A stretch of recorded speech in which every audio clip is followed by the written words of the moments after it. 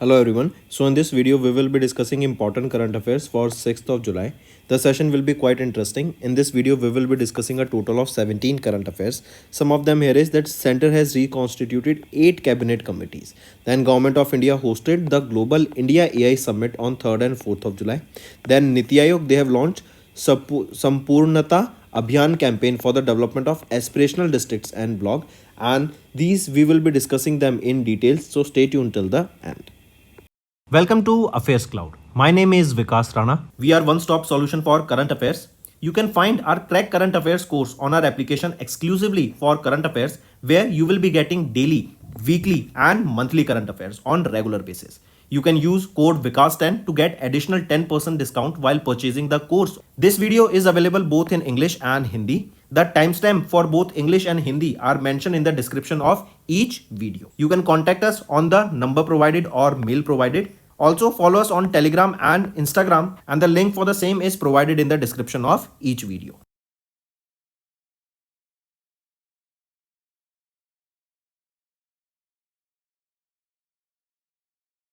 Also students, this is our homework section's free subscription contest. Follow the procedure and win full 1 year Affairs Cloud Current Affairs subscription.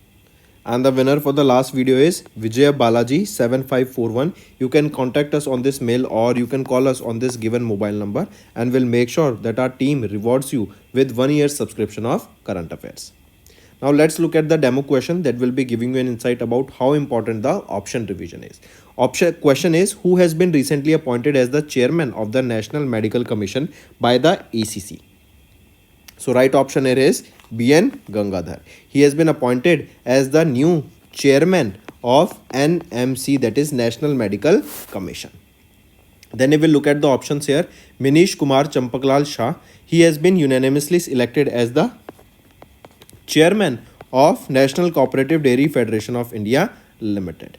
Then if we talk about Nalin Prabhat, he has been appointed as the Director General of National Security Guard. And Anil Kumar Lahoti, he has been appointed as the Chairman and Chief Executive Officer of TRAI, and he will be the 9th Chairman of the TRAI. Correct? And he will be in this position for the next 3 years. Right? So he became the 9th Chairman of TRAI. So these are the options, friends, and more options you can revise on our daily current affairs quiz that is available in 2 places. First is our mobile application, that is Careers Cloud mobile application, available for Android users on the Play Store, and second is the website, that is careerscloud.in. And these current affairs quiz will be very beneficial for the competitive exams. Also students, we have started a new initiative that is of handwritten notes. It is helpful to understand the news daily, time saving and very useful for your revision. We aims to cover 15 questions via handwritten notes in upcoming bank exams. These handwritten notes are available on daily current affairs content PDF at our mobile application and website careerscloud.in. Only our Crack Current Affairs subscribers will be able to access these handwritten notes. A sample PDF of the handwritten notes will be available in the description.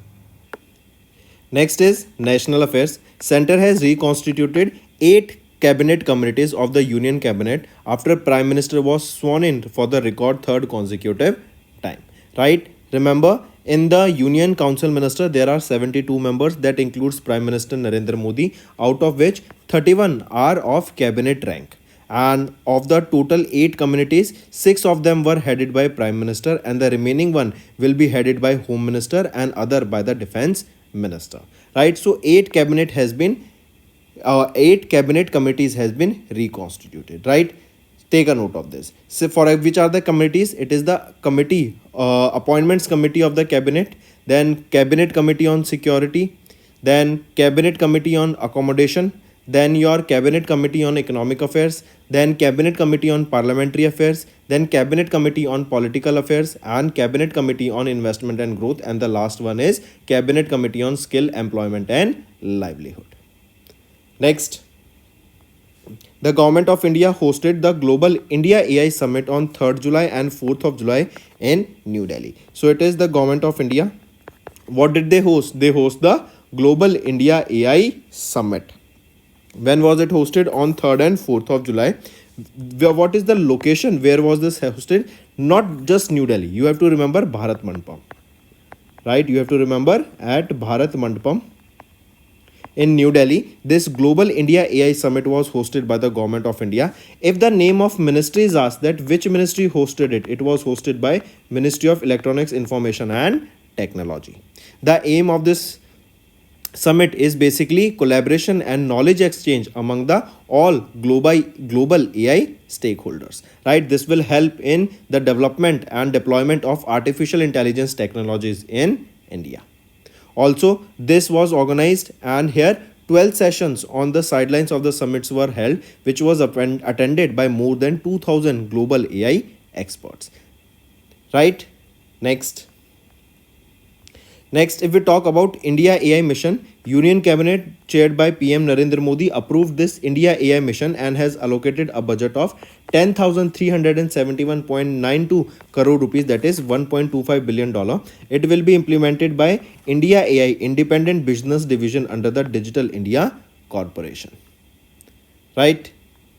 Next we are talking about global partnership on artificial intelligence. We know that artificial intelligence is on the track to take over the world, right? That means in all the sectors we will be seeing this artificial intelligence technology will be incorporated. This is an international initiative on AI that was launched in 2020 with 15 founding members including India to support the responsible and human centric development and the use of artificial intelligence. And at present, GPAI, that is Global Partnership on Artificial Intelligence, has 29 members. And in 2023 India took over the presidency of Global Partnership on Artificial Intelligence from Japan for 2024, while Serbia is the chairman of the 2025 GPI. So from Japan to India and from India to Serbia, that will be in 2025. Next is Niti Aayog. They have launched Sampurnata Abhiyan campaign. It is for the development of aspirational districts and blocks, so that each aspirational district and blocks can be developed, right? And there are two key social sector indicators that will be used to develop these aspirational districts and block. So this Sampurnata Abhiyan, this is launched by which organization? It is launched by Niti Aayog. The campaign period for this Sampurnata Abhiyan campaign is from 4th of July till 30th of September. Right? This Sampurnata Abhiyan was launched across all 112 aspirational districts and 500 aspirational blocks across India, and the main aim here is for the development in the underdeveloped districts and blocks by achieving the aspirational district program and aspirational blocks program. And this was launched by which organization? It is Niti Aayog. If we talk about Niti Aayog, who is the chairman of Niti Aayog? Chairman is the current Prime Minister of India. So right now Prime Minister of India is Narendra Modi. So he is the chairman of Niti Aayog. Who is the Chief Executive Officer of Niti Aayog? BVR Subramaniam, and it is headquartered in New Delhi. Next is, if we talk about this ADP and ABP. What is this ADP? ADP is your aspirational district program and ABP is your aspirational block program. This ADP was launched in 2018 to transform the underdeveloped districts, that is 112 across India, and following the success of ADP and ABP was launched in 2023. So ABP aspirational block program launched in 2023 and aspirational district program was launched in 2018.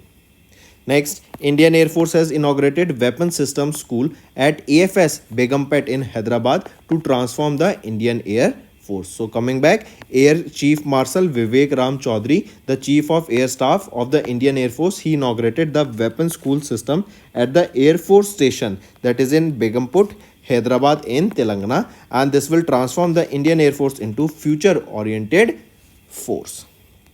Right? Take a note of this. This will provide the approval of the weapon system branch and a new branch officers in the Indian Air Force in 2022.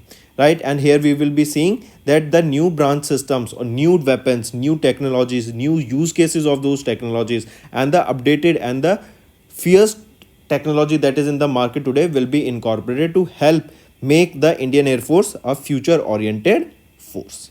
Correct? So IAF, they inaugurated this weapon system school at the Air Force Station, and where this Air Force Station is, it is in Begumpet in Hyderabad, Telangana. Next is international affairs. Hong Kong, Singapore, and Zurich, they lead the global costliest cities, and Mumbai has topped in India as per the Mercer report. So recently, it is Mercer. This is the organization. They have released a report. It is about the cost of living. Cost of living in city. And here we are talking about which city is the costliest in India. So in India, it is the Mumbai city that turns out to be the costliest in India. Whereas if we are talking about globally, it is at 136th spots globally. Right. And if we are talking about in globe, which is the costliest city, it is Hong Kong, right, followed by Singapore on second position and Zurich on third position as the costliest city in the world. Correct. If we are talking about the least costliest city, it is Abuja in Nigeria, right? It is the least costliest city, then Lagos and Islamabad. Correct. Then if we talk about Mercer, who is the chief executive officer here? Pat Tomlinson, headquartered in New York, USA, established in 1945. Then let me show you the index here. If we are talking about the top 5 global costliest cities, here you can see Hong Kong, Singapore, Zurich, Geneva, and Basel. And if we are talking about the top 5 costliest cities in India, Mumbai, Delhi, Chennai, Bengaluru, and Hyderabad. And this is the global rank of these cities respectively. Next, Chief of Naval Staff Dinesh K. Tripathi of Indian Navy visited Bangladesh from 1st to 4th of July. If we talk about this news, who is the Chief of Naval Staff? First question, Dinesh K. Tripathi, right? He visited Bangladesh. He was on a 4-day visit, and here various bilateral defense engagement and various new areas of maritime cooperations were looked upon, right? Then here remember Bangladesh Navy, they have signed a contract with India's GRSE, Garden Reach and Shipbuilders and Engineers Limited, and this is for constructing a made in India 800 tons ocean going tug in Dhaka, Bangladesh, right? Take a note of this, first thing. Second, Bangladesh Navy signed a contract with India's GRSE for made in India 800 tons of ocean going tug. This will be made by whom? Bangladesh Navy along with India's GRSE. So take a note of this. This is important, right? This is one of the important deals that were signed during his visit. Then if we talk about Bangladesh, what is the capital of Bangladesh? Dhaka. Then what is the currency used here? Bangladeshi Taka. And who is the president of Bangladesh? Mohammad Shabuddin Chuppu. Next is Belarus. They have officially become the 10th member of Shanghai Cooperation Organization, that is SCO. So Republic of Belarus, they became officially the 10th member nation of SCO. Right? Belarus, they became a dialogue partner in the SCO in 2010. Then they became an observer state in 2015. And now they became an official member of Shanghai Cooperation Organization. Apart from this, the permanent members here are China, Russia, India, Iran, Pakistan, Kazakhstan, Kyrgyzstan, Tajikistan, Uzbekistan. And remember, it is on 4th of July 2023, India hosted the 23rd SCO CHS summit in a virtual format, and here Iran became the 9th member of the SCO. Then Kazakhstan took over the chairmanship of SCO from India. Right, in 2023 it was with India. Then from India, Kazakhstan took over the chairmanship in July 2023, and Republic of Kazakhstan, that is the Kazakhstan country, they are the chair of SCO for 2024, or we can say for the 24th SCO meeting. Which country is hosting it? It is being hosted by Kazakhstan. Right, before this Kazakhstan has hosted this summit in 2005, 2011 and 2017. Then during this summit from India, who took part? So he was Dr. S. Jaishankar, our Minister of External Affairs, who took part in this 24th edition of SCO summit. When was SCO established? SCO was established in 2001, and the founding members here were Kazakhstan, China, Kyrgyzstan, Tajikistan, Uzbekistan and Russia. Moving on. Next, banking and finance. SBI has unveiled 11 new initiatives on its 69th Foundation Day. Right? When was the 69th Foundation Day? It was on 1st of July. And SBI, they have unveiled 11 new initiatives here. This will enhance the banking experience for the customers, and these initiatives are in the digital advancement. This will improve the customer services, and various specialized products will be offered to their customers. Here SBI will be offering tap and pay feature on their Bheem SBI Pay app. Then NFC technologies will be provided here, and transactions under 500 rupees can be completed without a PIN using the UPI Lite. Correct. Who is the chairman of SBI? Dinesh Kumar Kharaji as of now. Right. Then tell me, where is the headquarter of SBI? It is in Mumbai, Maharashtra. It was established on 1st of July. Hence, it was the 69th Foundation Day observed on 1st of July 2024. Take a note of this. Moving on. Then apart from this, if we look at some of the features here, this includes your tap and pay feature, then YONO business and corporate internet banking small businesses solution, then automated initiation of for loan application, SBI Surya Ghar loan, right? These are some of the features that has been launched. Moving on. Next is Asian Development Bank and NG Group. They have signed a loan agreement to build 400 megawatt solar power plant in Gujarat. So Asian Development Bank, they have signed a long-term currency loan agreement with France-based NG Group. They will be constructing 400 megawatt of solar photovoltaic plant that will be in the Surendranagar district in Gujarat, India. And this proposed solar plant will generate an average of 805 gigawatt per hour of solar energy per year over the next 25 years. This will help to avoid nearly 6.62 lakh tons of carbon dioxide that used to be eliminated or that used to be spread in the atmosphere, as because this is a solar energy, so this will be reducing it, right? So we will be saving 6.62 lakh tons of carbon dioxide from being released into the atmosphere. Also, this will provide Government of India's boost, right? Because the Government of India's target it is to achieve 500 gigawatts of minimum renewable solar energy capacity by 2030. Apart from this, also remember in 2020, Asian Development Bank signed a loan agreement with NG Group only worth 466 crore rupees. This was to construct a 200 megawatt of solar power plant in Gujarat. Then if we talk about NG Group, we have seen this is a France-based company. And who is the Chief Executive Officer of NG Group? Catherine McGregor. Headquartered is in France. Then if we talk about Asian Development Bank, President Masatsugu Asakawa of Japan, headquartered in Manila, Philippines. And there are 68 members nations in this Asian Development Bank. Next is LIC. They have launched the Agency Transformation Initiative Jeevan Smarth.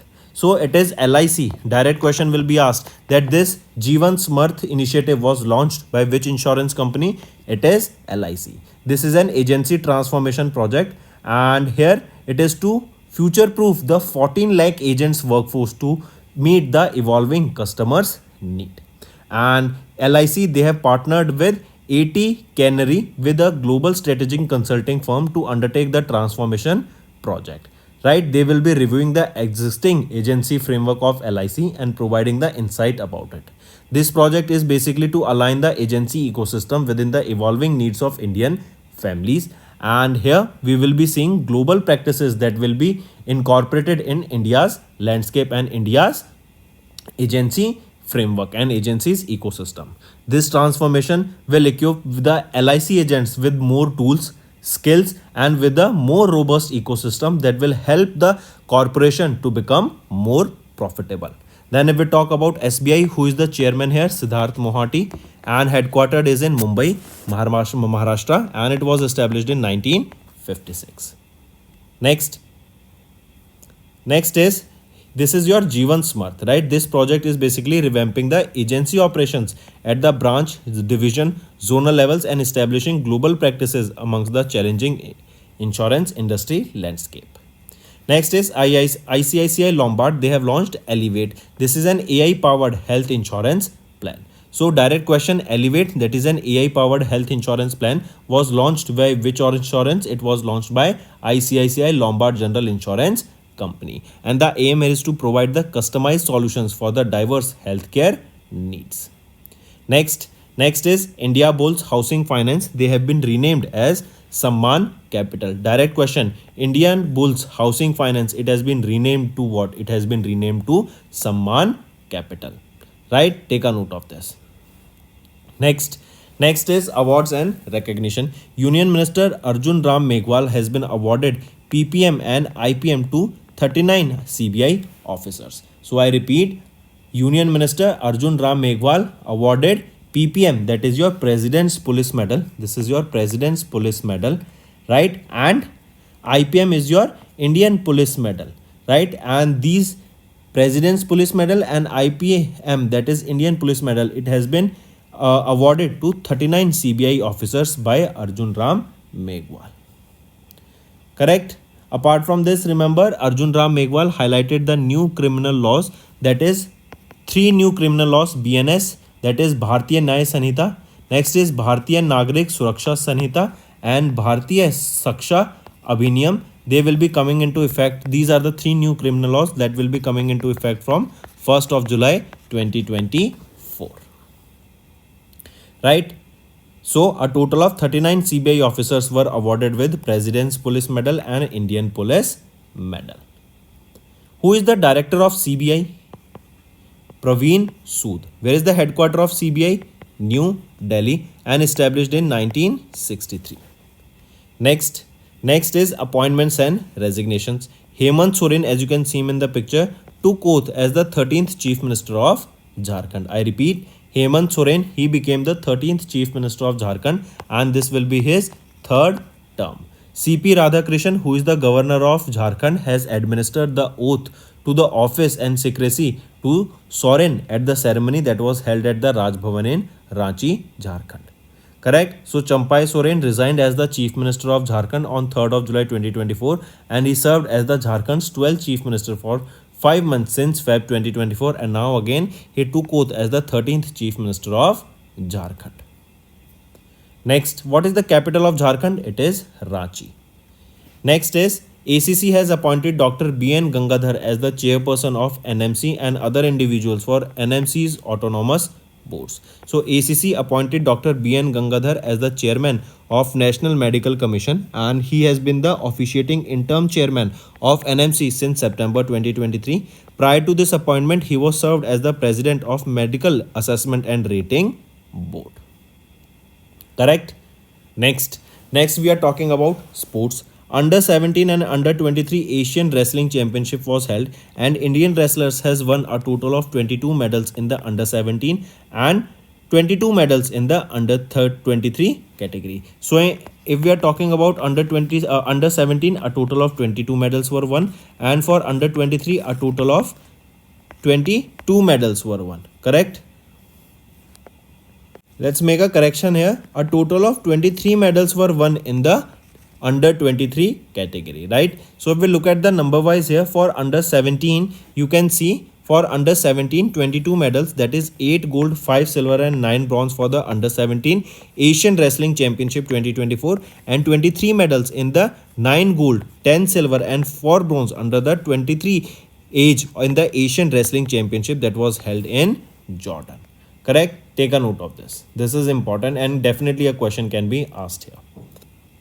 In this only, remember, in the under 17 category, here women's wrestling ranking was topped, right? India has topped in the under 17 women's wrestling ranking, followed by China and Japan on 2nd and 3rd position. And in under 23 men's freestyle and women's wrestling ranking, India has topped here. Next is related to state news. Finance Minister Jagdish Devda presented the budget of 3.65 lakh crore rupees for FY25. I repeat, Finance Minister Jagdish Devda, the Deputy Chief Minister and the Finance Minister of Madhya Pradesh, has recently presented a budget worth 3.65 lakh crore rupees for FY25. This budget is 16% higher than the last year's budget, that was 3.14 lakh crore rupees. The theme of the budget was Viksit Madhya Pradesh, Viksit Bharat. If we talk about who is the Chief Minister of Madhya Pradesh, Mohan Yadav. Governor is Changubhai C. Patel. Madhav National Park and Satpura National Park and Kuno National Park. They are the national parks in Madhya Pradesh. Let's move to some revision part that will be very beneficial in your learning. In May, Ministry of Mines signed an MOU with Dash for sharing knowledge support in the area of critical minerals. We know these critical minerals are very important for the economic development of India. So in May, Ministry of Mines, they have signed an MOU with Shakti Sustainable Energy Foundation for sharing knowledge, support, technologies in the area of critical minerals. Next, Dash has recently released a special postal cover for the Silver Jubilee celebration on 1st of May. So Army Dental Central Research and Referral, they have recently released a special postal cover and it is for the Silver Jubilee celebration. Silver Jubilee is basically to celebrate the 25 years of commencement. Right? Next, which company has recently signed an MOU with RailTel to explore and deliver train collision avoidance system by the name Kavach for the implementation projects in India and other countries, right? This will avoid the train collisions in India and it will stop the trains before they collide. Correct? And this is RailTel Corporation India Limited. They have recently signed an MOU with which company? So they have signed this MOU with Quadrant Future Tech Limited, right? An MOU has been signed between them in order to implement this Kavach train collisions avoidance system. Next, which company has recently launched an unmanned combat aerial vehicle, that is UCAV, Flying Wedge Defense 200B by the short form FWD 200B, that is India's first indigenous military grade bomber drone. So which company has recently launched this UCAV? It was launched by Flying Wedge Defense and Aerospace Technologies Private Limited. They have launched this UCAV, that is unmanned combat aerial vehicle. See, we know what are UAVs. Unmanned aerial vehicles, they are the normal drones, right? And what is UCAV? UCAV is a drone that will be used in the combat, right? That means it will be used in the warlike scenario, right, for attacking. Next is which company has recently partnered with India Post for last e-mail commerce delivery service. So which company have partnered with India Post for last mile e-commerce delivery service? It is F-Ship Logistics. Right, this is a tech-driven logistics platform and they have partnered with India Post. They have partnered with India Post to enhance the last mile delivery service for the e-commerce products. Next, which institution or organization has recently transferred their indigenous technologies of thermal camera to CP Plus, that is a division of MS Aditya Infotech Limited. It is CDAC, that is Center for Development of Advanced Computing. Correct? Where is this? This is in Trivandrum, Kerala. And here remember the CDAC, they have transferred the indigenous technology of this thermal camera to CP Plus, a division of MS Aditya Infotech Limited. Right? Apart from this, remember MEITY, they have also launched an intelligent transport system technology during this event. Next, IFFCO, they have received the Dash approval to launch its IFFCO Nano Zinc Liquid and IFFCO Nano Copper Liquid Fertilizer. So, IFFCO, they have received the Fertilizer Control Order approval, that is FCO approval to launch the Nano Zinc Liquid and Nano Copper Liquid Fertilizer. So, this is the liquefied urea fertilizers and this will be saving the cost. It will basically reduce the cost to half. Correct? And it is first time that a liquid has been or liquid fertilizers has been launched here. Now let's move to the one-liners, friends. Center reconstituted 8 cabinet committees. Then Government of India hosted the Global AI Summit on 3rd July to 4th July 2024 in New Delhi.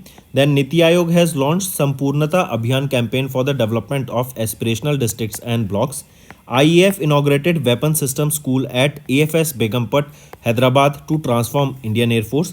Then Hong Kong, Singapore and Zurich led the global costliest cities and Mumbai has topped in India according to the data released by Mercer. Then CNS Dinesh K. Tripathi of Indian Navy visited Bangladesh from July 1st to 4th. Belarus officially became the 10th member of Shanghai Cooperation Organization, that is SCO. Then SBI has unveiled 11 new initiatives on its 69th foundation day. Asian Development Bank and NG Group signed a loan agreement to build 400 megawatt solar power plant in Gujarat. LIC has launched Agency Transformation Initiative Jeevan Smart. ICICI Lombard has launched Elevate, that is AI powered health insurance plan. Next is ICICI Lombard VC, they have launched this Elevate. Then India Bulls Housing Finance, they have renamed as Samman Capital. Union Minister Arjun Ram Meghwal awarded the PPM Police President's Police Medal and Indian Police Medal to 39 CBS officers. Hemant Soren became the 13th Chief Minister of Jharkhand. ACC has appointed Dr. B.N. Gangadhar as the chairman of NMC and other individuals for NMC's autonomous board. Next, under 17 and under 23 Asian Wrestling Championship was held. For under 17, India won 22 medals, and for under 23, India won 23 medals in this Asian Wrestling Championship. Then Finance Minister Jagdish Devda presented the budget worth 3.65 lakh crore rupees for FY25. So, next is your homework. First is major international summits in the last 6 months. Second, State Bank of India, and third is addition of new members to the international organizations. Also, friend, we are very close to 400k subscribers, so do subscribe if you haven't subscribed yet. Also, do like the video and comment below and let us know what are your views for the same. Now friends, let's move to the Hindi part of this video.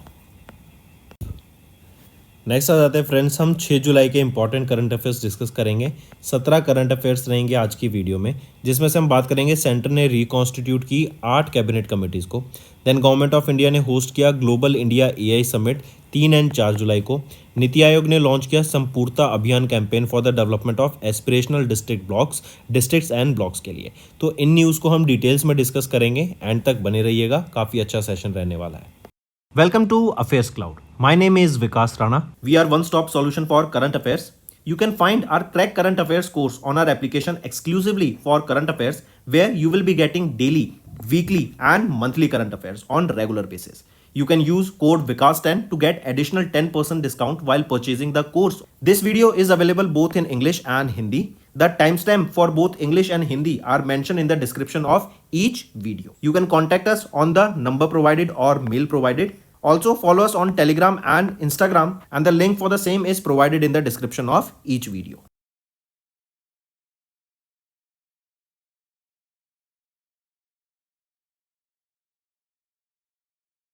Also students, this is our homework section's free subscription contest. Follow the procedure and win full 1 year Affairs Cloud Current Affairs subscription. And हमारी last video के जो winner है वो है विजय बालाजी 7541। आप हमें इस mail पर कांटेक्ट कर सकते हैं या दिए गए मोबाइल नंबर पर कॉल कर सकते हैं, and I will make sure कि हमारी टीम आपके रिवॉर्ड तक आपको ज़रूर पहुंचाए, जो कि है 1 साल के सब्सक्रिप्शन का करंट अफेयर्स का सब्सक्रिप्शन। फिर आ जाते हैं डेमो क्वेश्चन पे। ये आपको इंपॉर्टेंस बताएगा ऑप्शन रिवीजन की। क्वेश्चन है, who has been recently appointed as the chairman of National Medical Commission by Appointments Committee of the Cabinet. तो एसीसी के चेयरमैन कौन अपॉइंट किए गए हैं अभी रिसेंटली, ये पूछा गया है। तो वो रहेंगे बीएन गंगाधर, राइट। ये अभी एसीसी के द्वारा नेशनल मेडिकल कमीशन के चेयरमैन अपॉइंट किए गए हैं, राइट। फिर यहीं पे अगर हम बाकी ऑप्शन देखें, मनीष कुमार चंपकलाल शाह, राइट, इनको यूनानिमसली अपॉइंट किया गया as the chairman of NCDFI. Chairman appoint किए गए हैं ये national cooperative dairy federation of India के। देन नलिन प्रभात की बात करें तो इनको डायरेक्टर जनरल अपॉइंट किया गया है नेशनल सिक्योरिटी गार्ड का। अनिल कुमार लाहौटी की बात करें तो इनको अपॉइंट किया गया है एज द चेयरमैन, ये 9th चेयरमैन बने हैं टीआरएआई के, 3 साल के लिए बने हैं। टीआरएआई क्या है, telecom regulatory authority of India. तो ऐसे ही ऑप्शन रिवीजन प्रैक्टिस करने के लिए आप हमारे daily current affair quiz section पर जा सकते हैं। 2 जगह पर अवेलेबल है। पहले तो है मोबाइल एप्लीकेशन, जो कि ऐप स्टोर पर अवेलेबल रहेगी, गूगल प्ले स्टोर पर अवेलेबल रहेगी एंड्रॉयड यूजर्स के लिए, एंड दूसरी रहेगी हमारी वेबसाइट जो कि है careerscloud.in, एंड ये कॉम्पिटिटिव एग्जाम्स के लिए बहुत बेनिफिशियल है। Also students, we have started a new initiative that is of hand written notes. It is helpful to understand the news daily, time saving and very useful for your revision. We aims to cover 15 questions via handwritten notes in upcoming bank exams. These handwritten notes are available on daily current affairs content PDF at our mobile application and website careerscloud.in. Only our Crack Current Affairs subscribers will be able to access these handwritten notes. A sample PDF of the handwritten notes will be available in the description. Next आ जाते हैं फिर national affairs पर। अभी centre के द्वारा reconstitute की गई 8 कैबिनेट कमिटीज को याद रखेंगे। अभी रिसेंटली जो कैबिनेट कमिटीज हैं राइट, या यूनियन कैबिनेट जो है, उनके चीफ या फिर यूनियन कैबिनेट किसके द्वारा हेड की जाती है? वो प्राइम मिनिस्टर नरेंद्र मोदी के द्वारा हेड की जाती है, and who has been sworn in for the record third time. There are total of 72 members in the Union Council Ministers, including Prime Minister Narendra Modi. 31 are cabinet rank and they are newly reconstituted member रहेंगे of cabinet sub committees के। 8 में से ये जो 8 cabinet committees हैं, इसमें से जो 6 हैं वो हेड की जाती हैं किसके द्वारा? प्राइम मिनिस्टर नरेंद्र मोदी के द्वारा। बाकी एक जो है वो होम मिनिस्टर हेड करते हैं एंड एक डिफेंस मिनिस्टर हेड करते हैं। यहीं पर अगर हम कमिटीज़ की बात करें, जैसे आपकी आ जाती है appointments committee of the cabinet, then cabinet committee on security, cabinet committee on accommodation, cabinet committee on economic affairs, cabinet committee on parliamentary affairs, cabinet committee on political affairs, cabinet committee on investment and growth and cabinet committee on skill employment and livelihood. Next आ जाते हैं, government of India ने host किया global India AI summit 3 से 4 जुलाई को 2024 में। Location क्या रहेगी ये इंपॉर्टेंट है, भारत मंडपम में इसको होस्ट करा गया था। Global India AI summit right. AI term आ गया तो आर्टिफिशियल इंटेलिजेंस बेस्ड है, एंड ये जो न्यू टेक्नोलॉजी है इसको हम अपने सेक्टर्स में इनकॉर्पोरेट करके डेवलपमेंट के ऊपर बात की जाएगी। अलग अलग सेक्टर्स में एआई को इनकॉर्पोरेट किया जाएगा ताकि और बेटर डेवलपमेंट एंड और बेटर ग्रोथ हम यहाँ पे अपने सेक्टर्स में इंडिया में डेवलपमेंट में देख सकें। इसके अलावा हम देखेंगे अभी MEITY के द्वारा राइट, इनके द्वारा ऑर्गेनाइज कराया गया था ये global India AI summit. Ministry का नाम पूछा जा सकता है, किसके? इंडिया के द्वारा पूछा जा सकता है, कंट्री का नाम पूछा जा सकता है। एंड MEITY ने ही यहाँ पे 12 सेशंस ऑर्गेनाइज कराए, जिसके अंडर हम देखेंगे 2000 से भी ज़्यादा ग्लोबल एआई एक्सपर्ट्स ने पार्टिसिपेट किया, एंड 10,000 से भी ज़्यादा एंथुजियास्ट एआई से रिलेटेड फील्ड में जो बच्चे पार्टिसिपेट करना चाहते हैं, जो स्किल सीखना चाहते हैं, उनका यहाँ पर हमें पार्टिसिपेशन देखने को मिला। अगर हम बात करें इंडिया एआई मिशन की, तो union cabinet chaired by PM Modi के द्वारा ये इंडिया एआई मिशन को लॉन्च किया गया था with N outlay of 10,371 crore rupees, and it will be implemented under India AI independent business division. ठीक है, चलिए नेक्स्ट पे आते हैं। एक आ जाता है आपका GPAI, global partnership on artificial intelligence. ये एक इंटरनेशनल इवेंट है एआई के ऊपर जो 2020 में लॉन्च किया गया था। 15 फाउंडिंग मेंबर्स हैं, जिसमें से इंडिया इसका एक फाउंडिंग मेंबर्स था। एंड एट प्रेजेंट इंडिया के पास यहाँ पे 2023 में प्रेसिडेंसी थी GPAI की। इंडिया ने जो प्रेसिडेंसी ली थी ये जापान से ली थी, करेक्ट, फॉर 2024। मतलब अगर हम बात करें 2023 में, करेक्ट, 2023 में जापान के पास प्रेसिडेंसी थी, 2024 में इंडिया के पास प्रेसिडेंसी है, एंड अब 2025 में किसके पास होगी? सर्बिया के पास प्रेसिडेंसी होगी। ठीक है, तो जापान से इंडिया ने प्रेसिडेंसी ली थी 2024 के लिए। नेक्स्ट पे आ जाते हैं, नीति आयोग ने लॉन्च किया Sampoornata Abhiyan campaign for the development of aspirational districts and blocks. तो जो आपके डिस्ट्रिक्ट्स एंड ब्लॉक्स हैं राइट, उनको ग्रो करने के लिए, उन पे वहाँ पे डेवलपमेंट लाने के लिए, बेटर सर्विसेज वहाँ पर प्रोवाइड कराने के लिए ये लॉन्च किया गया था संपूर्णता अभियान। किसके द्वारा लॉन्च किया गया था संपूर्णता अभियान? नीति आयोग के द्वारा इसको यहाँ पे लॉन्च किया गया है राइट। एंड ये कैंपेन आपका 4 जुलाई से लेके 30 सितंबर तक ऑपरेशनल रहने वाला है।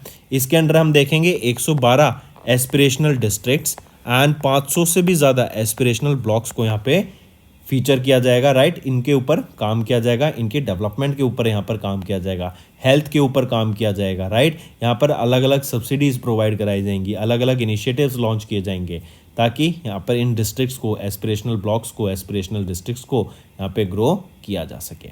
अगर एस्पिरेशनल डिस्ट्रिक्ट, यहाँ पर अगर हम बात करें संपूर्णता अभियान की, मेन क्या है? डिस्ट्रिक्ट्स एंड ब्लॉक्स को यहाँ पे डेवलप करने का काम करेंगे। यहीं पे अगर हम बात करें फिर aspirational district program and aspirational block program, सबसे पहले देखते हैं एस्पिरेशनल डिस्ट्रिक्ट प्रोग्राम 2018 में लॉन्च किया गया था, एंड यहाँ पे ट्रांसफॉर्म करने की बात की गई 112 अंडर डेवलप्ड डिस्ट्रिक्ट्स को अक्रॉस इंडिया। इसके सक्सेस के बाद यहाँ पर एशियन ब्लॉक प्रोग्राम लॉन्च किया गया 2023 में, ताकि अंडर डेवलप्ड 500 से भी ज़्यादा जो अंडर डेवलप्ड ब्लॉक्स हैं उनको डेवलप किया जा सके। नीति आयोग की बात करें तो यहाँ पे चेयरमैन कौन रहेंगे? जो करंट प्राइम मिनिस्टर होता है इंडिया का, वो यहाँ पे चेयरमैन होते हैं नीति आयोग के, तो अभी PM नरेंद्र मोदी रहेंगे। चीफ एग्जीक्यूटिव ऑफिसर कौन है? BVR Subrahmanyam. Then headquarter new Delhi. Next आ जाते हैं फिर इंडियन एयरफोर्स ने इनॉग्रेट किया वेपन सिस्टम स्कूल। कहाँ पर रहेगा? आर्म्ड फोर्स एयरफोर्स स्टेशन पे रहेगा at Begumpet in Hyderabad Telangana. And basically Indian air force की जो टेक्नोलॉजी है, जो वेपन्स हैं, उनको यहाँ पे अपग्रेड करके एंड इंडियन एयरफोर्स को फ्यूचर ओरिएंटेड फोर्स बनाने के लिए ये वेपन सिस्टम स्कूल्स को यहाँ पे इनॉग्रेट किया गया एयर चीफ मार्शल विवेक राम चौधरी जी के द्वारा, जो कि चीफ ऑफ एयर स्टाफ है of the Indian air force. ठीक है, मार्क करके चलेंगे इसको। नेक्स्ट आ जाता है फिर international affairs. Hong Kong, Singapore and Zurich, इसी ऑर्डर में याद रखेंगे। ये ग्लोबल कॉस्टलीस्ट सिटीज़ हैं, राइट। ये डाटा रिलीज किया गया है मर्सर के द्वारा एंड इन्होंने बताया हांगकांग सबसे कॉस्टलीस्ट सिटी है रहने के लिए, followed by Singapore, followed by Zurich, right. First, second and third position पे इंडिया की मुंबई, यहाँ पे अगर हम बात करें तो इंडिया में मुंबई ने टॉप किया एज द कॉस्टलीस्ट सिटी। लेकिन अगर ग्लोबली रैंक देखें इंडिया की मुंबई की, तो यहाँ पे 136 पोजीशन पे आ जाता है इन टर्म्स ऑफ कॉस्टलीनेस, राइट। यहाँ पर आप डाटा देख सकते हैं, मर्सर के द्वारा ये डाटा रिलीज किया गया। First Hong Kong, Singapore, Zurich, Geneva and Basel. And यहीं पे अगर हम बात करें इंडिया की, तो 136वें पे मुंबई है जो कि इंडिया में फर्स्ट, दिल्ली सेकंड पे, third Chennai, fourth Bengaluru and fifth आ जाता है हैदराबाद। नेक्स्ट है chief of naval staff Dinesh K Tripathi of Indian navy. इन्होंने विजिट किया बेंगलोर को फ्रॉम 1 to 4 जुलाई, राइट। काफ़ी यहाँ पे कॉपरेशंस के ऊपर साइन किया गया, काफ़ी डील्स के ऊपर, यहाँ पे आने वाले फ्यूचर में कैसे एक दोनों से के रिलेशंस रहेंगे उसके ऊपर बात की गई। यहाँ पे इंपॉर्टेंट चीज़ याद रखेंगे, अभी रिसेंटली बांग्लादेश नेवी ने एंड इंडिया के GRSE इनके द्वारा एक made in India campaigns contract sign हुआ 800 टन ओशन गोइंग टग को यहाँ पे डेवलप करने की बात की गई ढाका बांग्लादेश में, राइट। तो बांग्लादेश नेवी ने ये कॉन्ट्रैक्ट साइन किया GRSE के साथ, made in India 800 ton ocean going tug को यहाँ पे बनाने की बात की गई। नेक्स्ट आ जाते हैं बेलारूस को यहाँ पे ऑफिशियली 10th मेंबर बना लिया गया है शंघाई कॉरपोरेशन ऑर्गेनाइजेशन SCO का। 9th मेंबर कौन सा बना था? वो था ईरान। और अब 10th मेंबर कौन बन गया है? वो है बेलारूस, ठीक है। ये शंघाई कॉरपोरेशन ऑर्गेनाइजेशन याद रखेंगे, जैसा मैंने अभी बताया 10th मेंबर बन गया है यहाँ पे बेलारूस 2010 में सबसे पहले एक डायलॉग पार्टनर बना था। देन 2010 के बाद 2015 में एक ऑब्जर्वर मेंबर बना और अब 2024 में एक परमानेंट मेंबर बन गया है। कौन कौन से परमानेंट मेंबर हैं SCO के? China, Russia, India, Iran, Pakistan, Kazakhstan, Kyrgyzstan, Tajikistan and Uzbekistan, ठीक है। फिर यहीं पे याद रखेंगे जो 2023 की या फिर 2023 नहीं बोले हम, 23rd SCO समिट थी, ये किसके द्वारा होस्ट की गई थी? इंडिया के द्वारा होस्ट की गई थी। अगर मैं बात करूँ 24वीं SCO समिट किसके द्वारा होस्ट की गई? कजाकिस्तान के द्वारा होस्ट की गई, राइट। तो अभी जो 2024 की चेयर ऑफ SCO थी कजाकिस्तान के द्वारा होस्ट की गई, 3 से 4 जुलाई ये होस्ट हुई थी। एंड यहाँ पे इंडियन डेलीगेशन में से किसने पार्टिसिपेट किया या किसको रिप्रेजेंट किया? इंडिया को किसने रिप्रेजेंट किया? डॉक्टर S जयशंकर, जो कि हमारे एक्सटर्नल अफेयर्स मिनिस्टर हैं, उनके द्वारा उन्होंने इंडिया को यहाँ पे रिप्रेजेंट किया। कजाकिस्तान तीसरी टाइम इस SCO समिट की प्रेसिडेंसी रहेगी इनके पास। इससे पहले 2005, 2011, 2017 और अब 2024 में भी इनके पास प्रेसिडेंसी रहेगी, ठीक है। अगर SCO की बात करें, हेडक्वार्टर कहाँ पर है? बीजिंग, चाइना में। नेक्स्ट आ जाता है बैंकिंग एंड फाइनेंस के ऊपर। SBI के द्वारा 11 नए इनिशिएटिव लॉन्च किए गए on their 69th foundation day. Foundation day कब होता है इनका? 1 जुलाई को। एंड 69th फाउंडेशन डे अभी यहाँ पे ऑब्जर्व किया गया था एंड 11 नए इनिशिएटिव्स यहाँ पे लॉन्च किए गए, जिससे जो डिजिटल एडवांसमेंट देखने को मिलेगी, बेटर कस्टमर सर्विस देखने को मिलेंगे, बेटर स्पेशलाइज्ड प्रोडक्ट्स यहाँ पे रहेंगे आपके। एंड यहीं पे हम देखेंगे टैप एंड पे फीचर रहेगा भीम SBI पे ऐप पर। NFC टेक्नोलॉजी से यहाँ पे ट्रांजैक्शन कर सकते हैं। 500 से रुपये के नीचे की ट्रांजैक्शन करेंगे तो UPI पिन की ज़रूरत नहीं पड़ेगी on UPI light, correct. And chairperson कौन रहेंगे SBI के यहाँ पे? दिनेश कुमार खारा जी, अभी ये हैं। Then Mumbai Maharashtra headquarter and 1 जुलाई 1955 में इसको इस्टेब्लिश करा गया था। नेक्स्ट आ जाते हैं फिर Asian Development Bank and France की ये कंपनी रहेगी NG ग्रुप। इन्होंने एक लोन अग्रीमेंट साइन किया ताकि 400 मेगावाट का सोलर पावर प्लांट डेवलप किया जा सके इन गुजरात, ठीक है। I repeat, Asian Development Bank ने ये long term local currency agreement sign किया फ्रांस की NG ग्रुप के साथ ताकि 400 मेगावाट का एक सोलर फोटोवोल्टिक प्लांट डेवलप किया जा सके गुजरात में। ये जो प्रपोज सोलर प्लांट है ये जनरेट करेगा 805 गीगावाट पर आवर की electricity in the next 25 years, right. इतनी अमाउंट की इलेक्ट्रिसिटी हर साल जनरेट की जाएगी आने वाले 25 साल तक। एंड इससे जो हमारी, अगर हम ट्रेडिशनल मेथड से इलेक्ट्रिसिटी जनरेट करते तो 6.62 lakh tons of carbon dioxide को हम एटमॉस्फेयर में रिलीज करते, जो कि अब ये रिलीज नहीं होगा। इसी के अलावा याद रखेंगे 2020 में भी एक एशियन डेवलपमेंट बैंक ने, एनजी ग्रुप ने एक अग्रीमेंट साइन किया था। ये था आपका 500 गीगावाट का रिन्यूएबल एनर्जी, ये था आपका 200 मेगावाट का एक सोलर पावर प्लांट सेटअप करना, ये भी गुजरात में, राइट। और ये 466 करोड़ रुपीस का कॉन्ट्रैक्ट था जो 2020 में साइन हुआ। इवन इंडिया का अगर हम टारगेट पक की बात करें, गवर्नमेंट ऑफ इंडिया का टारगेट रहेगा 2030 का कि हम 500 gigawatt of renewable energy generation को अचीव कर सकें।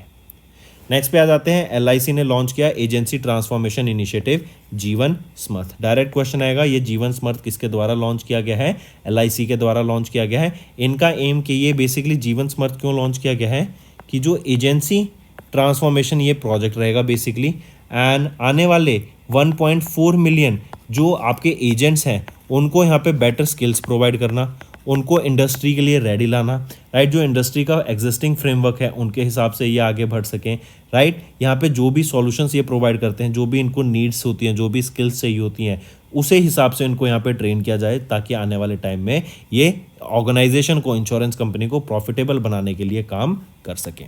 एलआईसी की अगर हम यहाँ पे बात करें तो चेयरमैन कौन रहेंगे? सिद्धार्थ मोहाटी। 4 डायरेक्टर्स हैं यहाँ पे, managing directors, Mumbai Maharashtra headquarter, and 1956 में इसको एस्टैब्लिश करा गया। फिर आ जाते हैं नेक्स्ट पर, आईसीआईसीआई लॉम्बार्ड, इन्होंने लॉन्च किया एलिवेट को, जो कि एक AI powered health insurance plan रहेगा। डायरेक्ट क्वेश्चन आएगा ये कि पहला या फिर वो कौन सा AI powered health insurance plan है जो कि आईसीआईसीआई लॉम्बार्ड इंश्योरेंस के द्वारा लॉन्च किया गया? एलिवेट। या वाइस वर्सा, एलिवेट जो कि एक AI powered health insurance plan है, ये किसके द्वारा लॉन्च किया गया? आईसीआईसीआई लॉम्बार्ड के द्वारा इसको लॉन्च किया गया। नेक्स्ट पे आ जाते हैं, इंडिया बुल्स हाउसिंग फाइनेंस, इनको रीनेम किया गया एज सम्मान capital. I repeat, India bulls housing finance, इसको रीनेम क्या कर दिया गया है? सम्मान कैपिटल। फिर आ जाते हैं अवार्ड्स एंड रिकग्निशंस के ऊपर। यूनियन मिनिस्टर अर्जुन राम मेघवाल, इनको अवार्ड मिला police presidents police medal and Indian police medal से, एंड 39 सीबीआई ऑफिसर्स को अर्जुन राम मेघवाल के द्वारा ऑनर किया गया है with president police medal and Indian police medal से, राइट। फिर यहीं पे अगर हम बात करें अर्जुन राम मेघवाल जी, इनके द्वारा 3 क्रिमिनल लॉज भी यहाँ पे लॉन्च किए गए, जो कि है भारतीय न्याय संहिता, भारतीय नागरिक सुरक्षा संहिता एंड भारतीय साक्ष्य अधिनियम एक्ट, जो कि ये तीनों कब से लागू होंगे? ये क्रिमिनल एक्ट 1 जुलाई से ये तीनों आपके लागू हो जाएंगे। फिर आ जाते हैं नेक्स्ट, अगर सीबीआई की बात करें तो सीबीआई के यहाँ पे डायरेक्टर कौन रहेंगे? वो है प्रवीण सूद। इस्टेब्लिश कब किया गया था? 1 अप्रैल 1963 में इसको इस्टेब्लिश करा गया था। नेक्स्ट आ जाते हैं, नेक्स्ट है appointments and resignation. Hemant Soren ये अभी 13वें चीफ मिनिस्टर बने हैं झारखंड के। 12th चीफ मिनिस्टर भी यही थे, इन्होंने फिर रिजाइन कर दिया था अभी रिसेंटली, एंड वापस से अब ये 13वें चीफ मिनिस्टर बन गए हैं झारखंड के। डायरेक्टली याद रखेंगे, इनकी ओथ को किसके द्वारा एडमिनिस्टर किया जाता है? तो गवर्नर के द्वारा। गवर्नर कौन है झारखंड के? वो हैं सीपी राधा कृष्णन। ठीक है, नेक्स्ट पे आते हैं। एसीसी ने अपॉइंट किया डॉक्टर बीएन गंगाधर को as the chairperson of NMC and other individuals for NMC's autonomous board. तो यहाँ पे डायरेक्ट क्वेश्चन है, ये हमने ऑप्शन रिवीजन में भी देखा था कि डॉक्टर बीएन गंगाधर, इनको चेयरमैन अपॉइंट किया गया है नेशनल मेडिकल कमीशन का, एंड इसके अलावा डॉक्टर अनिल डिक्रूज को, जो डायरेक्टर हैं ऑन्कोलॉजी के of Apollo hospital in Mumbai, इनको होल टाइम मेंबर अपॉइंट किया गया post graduate medical education board का। नेक्स्ट पे आ जाते हैं स्पोर्ट्स से रिलेटेड। तो अभी 2 इवेंट हुए थे, एक हुआ था अंडर 17, एक हुआ था अंडर 23 एशियन रेसलिंग चैंपियनशिप का। अंडर 17 में इंडिया के द्वारा 22 मेडल, अंडर 23 कैटेगरी के अंडर इंडिया के द्वारा 23 मेडल्स यहाँ पे जीते गए, करेक्ट, इन दिस इवेंट। फिर आ सकता है कि ये जो इवेंट हुआ था एशियन रेसलिंग चैंपियनशिप कहाँ पर हुआ था? तो ये जॉर्डन में हुआ था। ठीक है, इस चैंपियनशिप को ऑर्गेनाइज कराया गया था यूनाइटेड वर्ल्ड रेसलिंग के द्वारा, राइट। नेक्स्ट पे आ जाते हैं। फिर स्टेट न्यूज़ के ऊपर फाइनेंस मिनिस्टर जगदीश देवड़ा इन्होंने प्रेजेंट किया budget for Madhya Pradesh 3.65 lakh rupees 3.65 lakh crore का ये बजट रहेगा फॉर FY25 एंड इसी बजट की अगर हम यहाँ पे बात करें ये 16% हायर है एज कम्पेयर टू FY24 जो कि था आपका 3.14 लाख करोड़ रुपए का बजट। इसकी थीम क्या रहेगी? इस बजट की थीम है विकसित मध्य प्रदेश विकसित भारत। मध्य प्रदेश के chief minister Mohan Yadav, governor Mangubhai C Patel and यहाँ पे Madhav national park, Satpura national park, Kuno national park हमें देखने को मिलता है। Let's move to some revision part that will be very beneficial in your learning. Next, IFFCO ने रिसीव किया dash approval to launch IFFCO nano zinc liquid and IFFCO nano copper liquid fertilizer. तो liquid fertilizers launch किए गए हैं zinc के and copper के। ये first kind के एक लिक्विड फर्टिलाइजर्स हैं जो लॉन्च किए गए हैं, नैनो यूरिया लिक्विड फर्टिलाइजर्स। ये जो लिक्विड फर्टिलाइजर्स हैं इफ्को के द्वारा लॉन्च किए गए हैं। इससे क्या होगा, जो आपके नॉर्मल फर्टिलाइजर्स आता था ना, उससे इसकी कॉस्ट काफ़ी कम है, तो ये कॉस्ट इफेक्टिव भी बहुत ज़्यादा है। तो इसके लिए जो इनको अप्रूवल मिला, किससे मिला? फर्टिलाइजर कंट्रोल ऑर्डर से इनको ये अप्रूवल मिला। नेक्स्ट, के स्टार्टअप ने रिसेंटली लॉन्च किया इंडिया का पहला commercial system on chips named secure IoT। तो ये किस स्टार्टअप के द्वारा लॉन्च किया गया इंडिया का पहला कमर्शियल सिस्टम ऑन चिप्स जिसका नाम रहेगा सिक्योर IoT? तो ये माइंडग्रोव के द्वारा लॉन्च किया गया। ठीक है, माइंडग्रोव टेक्नोलॉजीज प्राइवेट लिमिटेड के द्वारा। ये एक सेमीकंडक्टर स्टार्टअप है बैक्ड बाय IIT मद्रास के द्वारा एंड ये आपका 30% लेस एक्सपेंसिव रहेगा सिक्योर IoT जो आपकी एग्जिस्टिंग चिप्स हैं मार्केट में, एंड इनकी जो स्पीड है वो भी काफ़ी हाई रहेगी। They will be clocking 700 megahertz. Next, Indian army and Puneet Balan group इन्होंने जॉइंटली डेवलप किया इंडिया का पहला constitution park which was inaugurated कहाँ पर? तो ये पहला कॉन्स्टिट्यूशन पार्क पुणे महाराष्ट्र में इनॉग्रेट किया गया एंड ये कॉन्स्टिट्यूशन पार्क बेसिकली एक एजुकेशनल एंड रिक्रिएशनल स्पेस रहेगी जहाँ पे कॉन्स्टिट्यूशन के बारे में एंड इंडिया की डेमोक्रेटिक हेरिटेज के बारे में इंफॉर्मेशन प्रोवाइड कराने का ये काम करेगी। नेक्स्ट आ जाते हैं मिनिस्ट्री ऑफ होम अफेयर्स। इन्होंने रिसेंटली ग्रांट किया एक NOC no objection certificate to change the names of 8 railway stations in Amethi Uttar Pradesh. तो 8 रेलवे स्टेशंस के नाम चेंज किए जाएंगे अमेठी उत्तर प्रदेश में। पूछा जा रहा है किस रेलवे स्टेशन का नाम चेंज करके अमेठी में तपेश्वर नाथ धाम रखा गया। तो किस नाम का चेंज, कौन से रेलवे स्टेशन का नाम चेंज किया? फुर्सतगंज रेलवे स्टेशन का नाम चेंज कर रखा गया है तपेश्वर नाथ धाम। 8 और रेलवे स्टेशन का नाम चेंज किया जाएगा। जैसे जैस सिटी की बात करें, इसका नाम चेंज करके किया जाएगा गुरु गोकर्णनाथ धाम।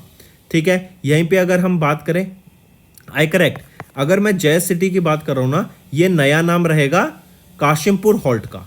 जैस सिटी ये नया नाम है काशिमपुर हॉल्ट रेलवे स्टेशन का। ठीक है, और यहीं पे अगर मैं बात करूं, जैसे अगर मैं बात करूं अकबरगंज की, तो अकबरगंज से नाम चेंज करके किया जाएगा मां अरोहा भवानी धाम। नेक्स्ट पे आ जाते हैं डॉक्टर अरुणेश चावला जो कि सेक्रेटरी हैं डिपार्टमेंट ऑफ फार्माक्यूटिकल्स के। इनके द्वारा अभी रिसेंटली लॉन्च किया गया मेडिटेक्स टैकाथॉन 2024 न्यू दिल्ली में in collaboration with CII confederation of Indian industry. तो ये एक मेडिटेक्स टैकाथॉन है, मतलब यहाँ पे एक तरीके का ये हैकाथॉन ही रहेगा जहाँ पे मेडिकल सेक्टर में हम यूज केसेस को डेवलप करेंगे, प्रॉब्लम स्टेटमेंट्स प्रोवाइड की जाएगी। यहीं पे क्वेश्चन आ रहा है कि इंडिया का जो मेडटेक इंडस्ट्री है, मेडिकल एंड टेक्नोलॉजी इंडस्ट्री है, it is projected to grow at 28% annually reaching $50 billion by 2030। एक और चीज यहां पे याद रखेंगे, अगर हम इंडिया की बात करें, इंडिया 4th पोजीशन पे आ जाता है globally in terms of medical device market. Next है which of the following exercise was recently conducted by the Indian army and the Indian air force across multiple locations in Punjab. तो ये गगन strike 2 ये exercise का नाम रहेगा। राइट, यहाँ पर हम देखेंगे खरगा क्रॉप्स, हरियाणा की Kharga crops, then Indian air force, then Indian army की वेस्टर्न कमांड का यहाँ पे पार्टिसिपेशन देखने को मिलेगा। 3 दिन लंबी ये एक्सरसाइज रहेगी। ठीक है, एंड कहाँ पर? मल्टीपल लोकेशंस में होंगी पंजाब में। नेक्स्ट आ जाते हैं कि इस कंपनी या रेगुलेटरी बॉडी ने रिसेंटली रिसीव किया ISO IEC 42001 2023 का certification for artificial intelligence management system. तो इन्फोसिस को यहाँ पे ये सर्टिफिकेशन रिसीव हुआ है, ISO सर्टिफिकेशन, एंड ये सर्टिफिकेशन वर्ल्ड का पहला इंटरनेशनल स्टैंडर्ड है on AI management systems.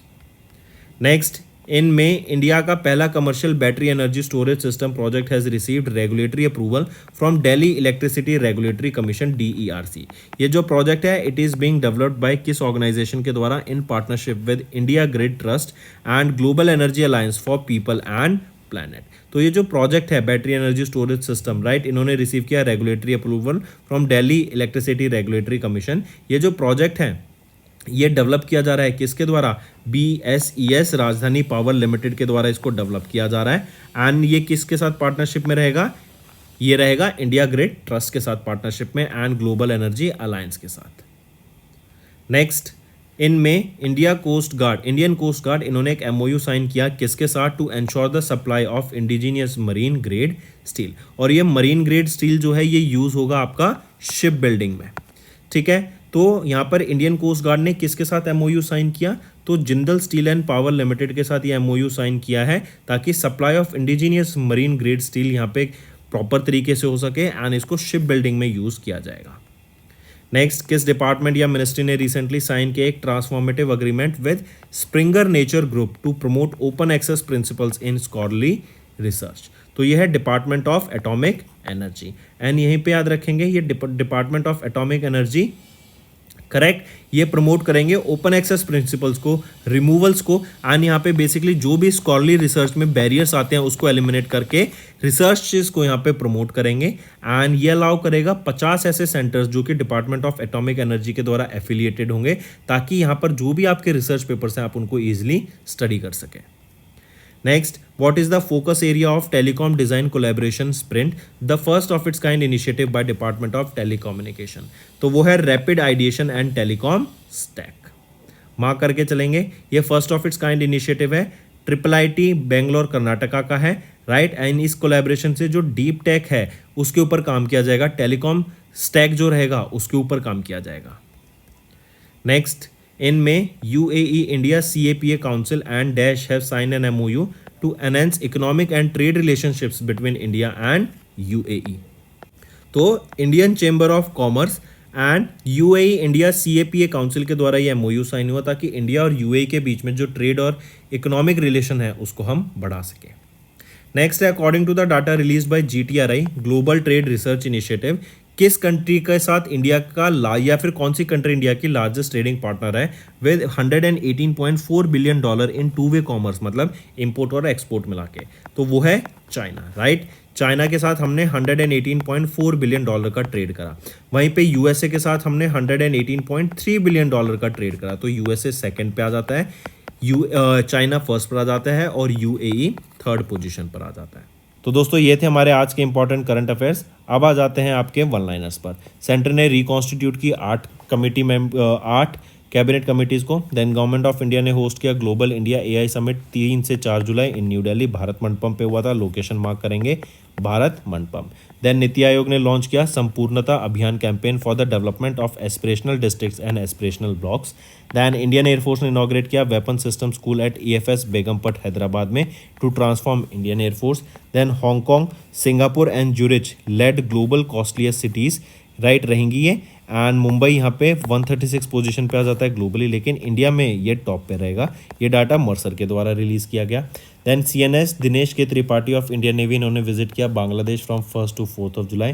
Belarus became the official 10th member of Shanghai corporation organization. Then SBI ने अनवेल किया 11 new initiatives on its 69th foundation day. Asian Development Bank and NG group ने sign किया एक loan agreement to build 400 megawatt solar power plant Gujarat में।